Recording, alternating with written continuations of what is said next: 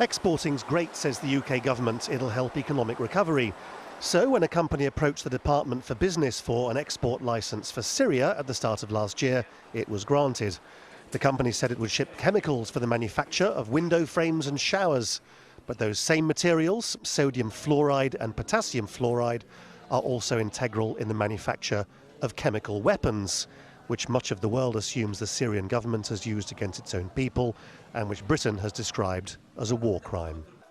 The get-out clause for the government appears to be that the shipment never actually went, and so at the moment nobody's suggesting that British chemicals have been used to gas Syrian children. But there's a bigger question, is whether the government here has learned the lesson of a decade ago about so-called dual-use materials.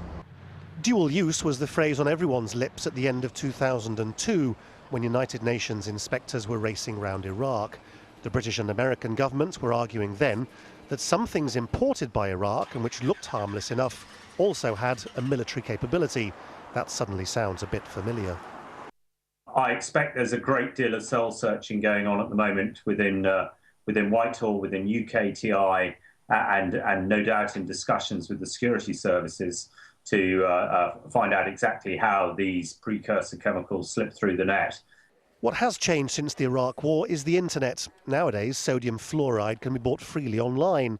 On this website, you can buy tons of it for a few $1,000s from a variety of suppliers in China.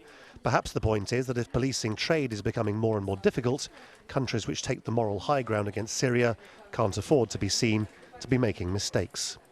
Laurence, Al Jazeera, London.